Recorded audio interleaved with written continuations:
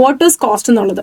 അപ്പോൾ നമ്മളൊരു പ്രോഡക്റ്റോ അല്ലെങ്കിൽ ഒരു സർവീസോ ഡെലിവർ ചെയ്യാൻ വേണ്ടിയിട്ട് നമുക്ക് അതിന് വേണ്ടി കുറേ ചിലവുകൾ വരും. അതിനെയാണ് നമ്മൾ കോസ്റ്റ് കൊണ്ട് ഉദ്ദേശിക്കുന്നത്. ഇപ്പോൾ ഈ ഒരു പെൻ അല്ലെ, ഒരു പെന്ന് ഞാൻ ഉണ്ടാക്കി മാനുഫാക്ചർ ചെയ്ത് കസ്റ്റമേഴ്സിന് സെല്ല് ചെയ്യണമെന്നുണ്ടെങ്കിൽ ആ പെന്ന് ഉണ്ടാക്കാനായിട്ട് അതിൻ്റെ റോ മെറ്റീരിയൽസ് ആവശ്യമാണ്. അതിൻ്റെ ഉണ്ടാക്കാൻ വേണ്ടിയിട്ട് കുറേ ചിലവുകൾ നമുക്ക് വരും, ലേബേഴ്സ് ആവശ്യമായിട്ട് വരും.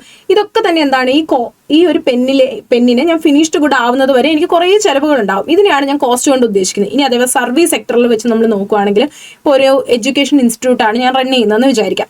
അപ്പോൾ ആ എഡ്യൂക്കേഷൻ ഇൻസ്റ്റിറ്റ്യൂട്ടിനെ ഞാൻ എന്ത് ചെയ്യണം, ഫാക്കൽറ്റീസിനെ കീപ്പ് ചെയ്യണം, അതുപോലെ തന്നെ സ്റ്റുഡൻസിന് വേണ്ട മറ്റ് ഫെസിലിറ്റീസ് ഒക്കെ ഞാൻ പ്രൊവൈഡ് ചെയ്യേണ്ടതായിട്ടുണ്ട്.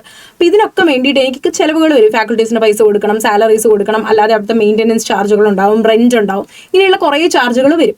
അപ്പം ഇതൊക്കെ ഞാൻ എന്തിനകത്ത് പെടുന്നതാണ്, ഇതൊക്കെ എൻ്റെ കോസ്റ്റാണ്. ഒരു എഡ്യൂക്കേഷൻ ഇൻസ്റ്റിറ്റ്യൂട്ടാണ് ഞാൻ റൺ ചെയ്യുന്നതെങ്കിൽ എനിക്ക് വരുന്ന കോസ്റ്റാണ് ഇതൊക്കെ തന്നെ.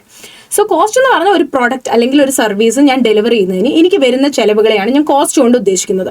അപ്പം നമ്മൾ വിചാരിക്കും പൈസ മോണിറ്ററി ആയിട്ടുള്ള കാര്യങ്ങൾ മാത്രമായിരിക്കും കോസ്റ്റ് ആയിട്ട് വരിക എന്നുള്ളത്. മോണിറ്ററി ആയിട്ടുള്ള കാര്യങ്ങൾ മാത്രമേ കോസ്റ്റിൽ പെടുത്തത്തുള്ളൂ എന്ന് അല്ല. പൈസ ആയിട്ടുള്ള ചിലവുകൾ അല്ലാത്ത കോസ്റ്റുകളും ഉണ്ട്. ഇപ്പോൾ ഓപ്പർച്യൂണിറ്റി കോസ്റ്റുകൾ നിങ്ങൾ കേട്ടിട്ടുണ്ടാവും.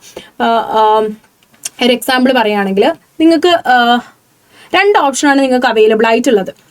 അപ്പം ഒന്നില്ലെങ്കിൽ നിങ്ങൾക്ക് നിങ്ങളുടെ ക്ലാസ് ടൈം ഒക്കെ കഴിഞ്ഞൊരു 3 hours വെറുതെ കിട്ടുന്നുണ്ടെന്ന് വിചാരിക്കാം. അപ്പം അതിനകത്ത് ആ ഫ്രീ അവേഴ്സിൽ നിങ്ങൾക്ക് 2 ഓപ്ഷൻസ് അവൈലബിൾ ആണ്. ഒന്നില്ലെങ്കിൽ നിങ്ങൾക്ക് ആ ഫ്രീ അവേഴ്സ് എന്തിനു യൂസ് ചെയ്യാം, പഠിക്കാൻ വേണ്ടിയിട്ട് യൂസ് ചെയ്യാം. അല്ലെന്നുണ്ടെങ്കിൽ എന്ത് ചെയ്യാം, പാർട്ട് ടൈം ആയിട്ട് എന്തെങ്കിലും വർക്കിന് പോകാം. പാർട്ട് ടൈം ആയിട്ടുള്ള വർക്കിന് പോവുകയാണെങ്കിൽ നിങ്ങൾക്ക് എന്ത് കിട്ടും, ഓരോ അവറിനും $30, ഓരോ അവറിനും, അല്ലെങ്കിൽ 3 hours ആണ് നിങ്ങൾക്ക് ഫ്രീ ആയിട്ട് കിട്ടുന്ന ആ അവേഴ്സ് എന്ന് വിചാരിക്കുക. അതിന് മൊത്തത്തിൽ $30 എന്ന് പറയുന്ന ഒരു പേയ്മെന്റ് കിട്ടുമെന്ന് വിചാരിക്കുക. അപ്പം ഇതിനകത്ത് ഓരോ ഓപ്ഷനും നമുക്ക് എടുക്കാൻ പറ്റുള്ളൂ. ഒന്നില്ലെങ്കിൽ ആ 3 hours നിങ്ങൾക്ക് എന്ത് ചെയ്യാം, പാർട്ട് ടൈമിന് പോവാം, അല്ലെങ്കിൽ 3 hours നിങ്ങൾക്ക് എന്ത് ചെയ്യാം, പഠിക്കാം.